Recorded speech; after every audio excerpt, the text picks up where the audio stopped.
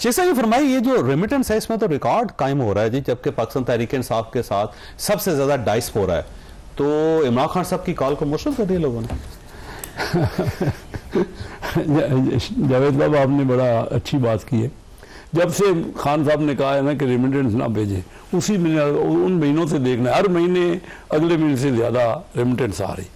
लेकिन अब तो मकसद ये है कि सियासतदानों को हमको सीखना चाहिए कि वो बात करें जो कि अमल करवा सके ना, नहीं तो एक मजाक ही बनवाने वाली बात है ना। इसके अलावा उन्होंने कहा कि टैक्स ना दें, टैक्स भी हमारा आप देख लीजिए कि 9,000 अरब पिछले साल था, ठीक है 13,000 अरब का टारगेट पूरा नहीं हो रहा, लेकिन 12,000 अरब हो जाएगा, उससे ज़्यादा हो जाएगा 12,000, तो 33% ज़्यादा हो रहा है, ये 30% ज़्यादा हो रहा है। और GDP का परसेंटेज करें वो भी बढ़ गया है। तो ये तो आप देख रहे हैं कि पाकिस्तान में अब अभी देखिए ग्रोथ हमें लेना है, अभी इन्वेस्टमेंट के ऊपर भी MOU हैं, इन्वेस्टमेंट काफ़ी इंशाल्लाह बढ़ेगी, लेकिन इंडिकेटर्स जो इकोनॉमिक इंडिकेटर्स हैं वो बहुत अच्छे हैं। महंगाई 0 हो गई है, ये ठीक है। पहले महंगाई से मुराद इन्फ्लेशन रेट, ये नहीं है कि महंगाई नहीं है, महंगाई तो है, वो तो पहले से है, और वो अभी कम होना। पेट्रोल की कीमत ये देखा जो ट्रंप ने फैसले किए, उससे पेट्रोल काफ़ी डाउन हुआ, और हमारे लिए पेट्रोल की बहुत बड़ी अहमियत है क्योंकि इंपोर्ट होता है बहुत ज़्यादा, तो उससे पेट्रोल की कीमत अभी 2-4 दिनों में कम होगी।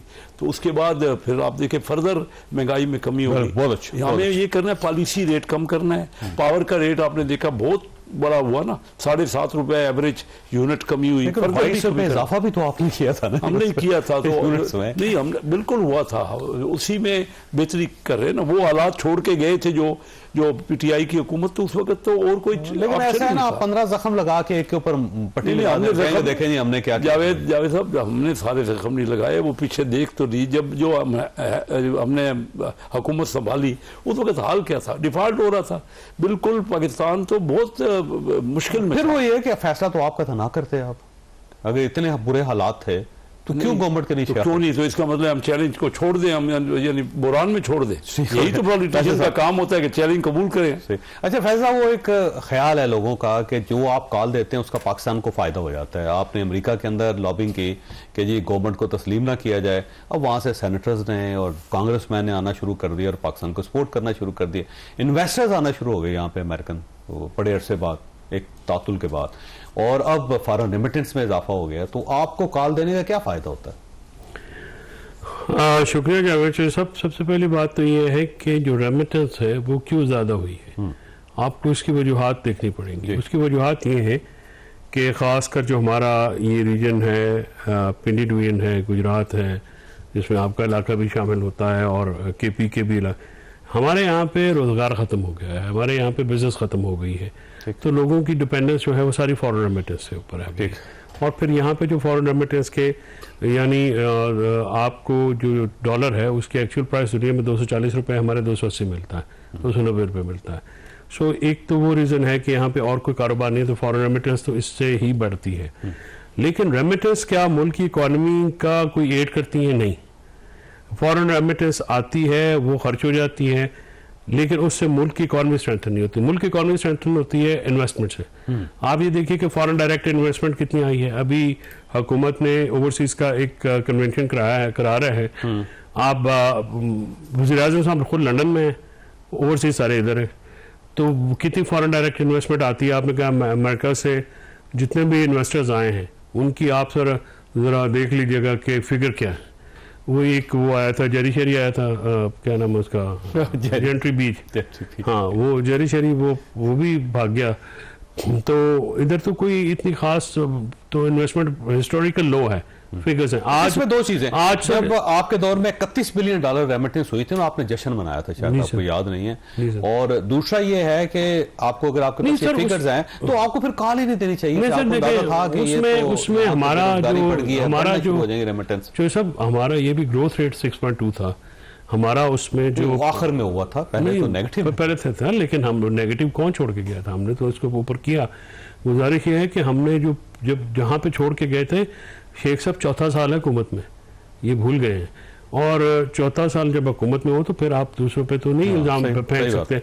अब आपका जो आपने शायद इग्नोर कर दी है कि आपके रिसर्चर्स ने, जो आज गवर्नर स्टेट बैंक ने प्रेस कॉन्फ्रेंस की है, उसमें तो चार्ज शीट है वो पूरी। उन्होंने कहा जी कोई महंगाई कम नहीं हो रही, महंगाई बढ़ रही है और महंगाई 7-8% पे रहेगी, और महंगाई का जो कोई हमारे पास जो है वो इस तरह का हल कोई नहीं है। पावर सेक्टर की आपने बात की है, 7 रुपये कम किए, 7 रुपये लेवी कम किए, बुनियादी टैरिफ तो वहीं पे कम वही है। यानी अगर आप 65 रुपये चीनी बढ़ा के 24 रुपये कम कर देते हैं, इस तरह बिजली आपने कहा कि इतनी बढ़ा के आपने 20 रुपये से इसको बढ़ा दिया 87 रुपीज़ पे और 7 रुपये कम कर दिया। अब उसकी जो रीजनल देखना तो है ना, रीजन में बांग्लादेश में, श्रीलंका में, इंडिया में, पाकिस्तान में क्या प्राइसेस है, रीजन में हम भी आज भी सबसे महंगे हैं। तो आपकी इन्वेस्टमेंट नहीं आएगी उस मुल्क में। और फिर आप लास्ट सेंटेंस में आपकी इजाज़त से, जिस मुल्क में लॉ एंड ऑर्डर ना हो, जिस मुल्क में आपकी इज्जत जान माल का तहफ़्फ़ुज़ ना हो, अदालतें ना हो, स्ट्रिक्ट रूल ऑफ लॉ ना हो, टेररिज्म इतना पीक पे हो, उस मुल्क में इन्वेस्टमेंट नहीं आती। ठीक हो, सो देयर ये गवर्नमेंट जो है मुकम्मल फेल है इस वक्त। ठीक। अब साहब देखें, दो नैरेटिव्स हैं। एक तो ये गवर्नमेंट कहती है कि देखें जी आप हमारे फिगर्स देखें कितने अच्छे हो गए। पाकिस्तान तहरीक इंसाफ कहती है फिगर्स को छोड़ें, आप ग्राउंड रियलिटीज देखें, ग्राउंड पे क्या। तो ये हल कैसे करेंगे मसला? देखिए, बिस्मिल्लाहिर्रहमानिर्रहीम, चौधरी साहब बात बिल्कुल सही है। अगर आप टेक्निकल बातों पे चलेंगे तो सब कुछ अच्छा है, कोई नुकसान, कोई कमी, कोई कमज़ोरी, कोई तबाही, कोई बर्बादी कुछ भी नहीं है। लेकिन अगर आप ग्राउंड में जाएंगे, हम तो आवाम के साथ मिलते हैं, आवाम के पास जाएंगे, वहाँ लोग, कारोबारी लोग रो रहे हैं, उनकी चीखें निकल रही है कि कारोबार ख़त्म हो रहा है। हमारे साथ बिजनेसमैन लोग बैठते हैं, कारोबारी लोग बैठते हैं, वो कहते हैं कि भाई हमने यहाँ से निकलना है, हमने अपने कारोबार को शिफ्ट करना है मिडिल ईस्ट में, यूएई में, मुत्तहिदा अरब इमारात में, चाइना में, पता नहीं कहाँ कहाँ लोग, जापान में, उधर जाते हैं। क्यों भाई? कारोबार नहीं है। प्रॉपर्टी अगर आप देखिए वो कारोबार नहीं है, इंपोर्ट एक्सपोर्ट का कारोबार नहीं है लोगों का। अगर किसी का कारोबार है, वो बेचारे कहते हैं कि डर के मारे हम कारोबार नहीं कर सकते हैं, क्योंकि हमसे भत्ता वसूल किया जाता है। कभी कानून के नाम पर भत्ता वसूल किया जाता है, कभी वंडर टैक्स के नाम पर भत्ता वसूल किया जाता है। DI खान में तो तालिबान ने मुझे कल एक बिजनेसमैन ने बताया कि मेरी 2 करोड़ रुपए की या 3 करोड़ रुपए की गाड़ी है, मैं उसमें जा रहा हूँ, मैं फलान डिस्ट्रिक्ट से मेरा ताल्लुक़ है, मुझे पैगाम आया कि आपके पास 3 करोड़ या 2 करोड़ की गाड़ी है, पैसा बहुत है आपके पास, तो 1.5 करोड़ हमारी फीस बनता है।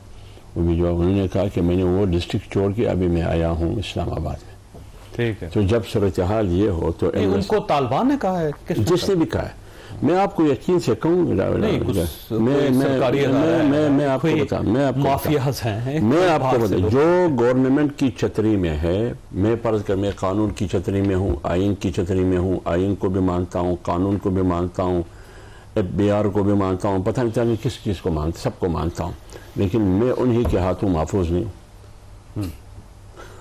मुझे पता है मैं उन्हीं के हाथों महफूज नहीं हूँ। क्यों? मेरा कारोबार बहुत बड़ा है, मेरी बिजनेस बहुत बड़ी है, मैंने ये फलान बिल्डिंग लिया है 7 अरब 20 अरब रुपए पे लिया है। अच्छा, ये पैसा कहाँ से आया? अगर आपने इधर रहना है तो आपने इतना हमें भी खुश करना है, इतना हमें भी देना है। फिर उसके साथ क्या होता है, ये हमारा आंखों का देखा हुआ हाल है। तो जो कानून और आइन और इदारों को तस्लीम करते हैं, ठीक है, तो कारोबारी कम्युनिटी, बिजनेस कम्युनिटी वहाँ भी महफूज नहीं है। आम आदमी बेचारा तो दर बदर फिर रहा है, चीख रहा है। और जो लोग कानून को नहीं मानते, मसलन आइन को नहीं मानते, वो तो वसूल करते ही है।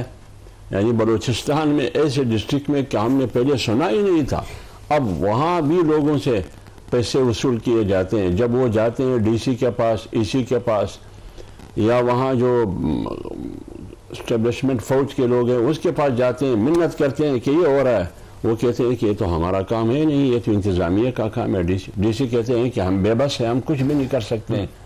तो फिर उन्होंने पैसा देना है, कोई 70 लाख रुपए देते हैं, कोई करोड़ देते हैं, रोड बनाते हैं, वो कहते हैं मेरा पैसा कहाँ है, मेरा पीस भी देना चाहिए, हम क्या कहा है क्या पिए।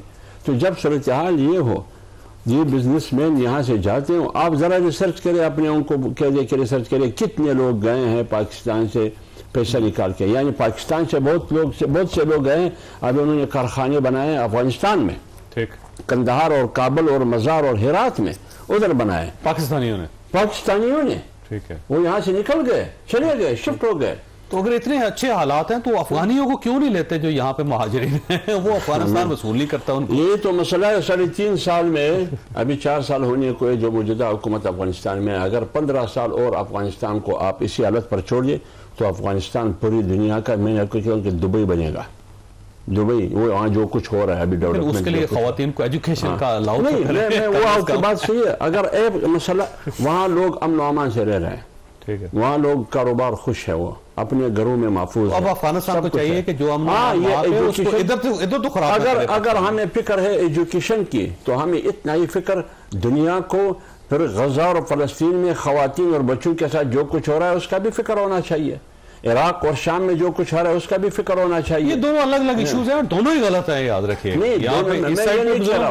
देखिए, आप ये देखिए कि 45 साल अफगानिस्तान में लड़ाई, अब 3 साल से वो लोग आए हैं, वो कहते हैं कि स्टेप बाय स्टेप हम बढ़ेंगे आगे। पहले हम अपनी मईशत को मजबूत करें, अपनी सिक्योरिटी को सिक्योर करें, हम किस तरह मुंतज़िम, ये उनकी बात है, ठीक हो, बाकी वो जाने। और मेरा ख्याल है उनको पाकिस्तान का भी ख्याल रखना, लेकिन ये कह रहा हूं, हाँ वो बात आप रोज इधर आते रहे। मैं एक बात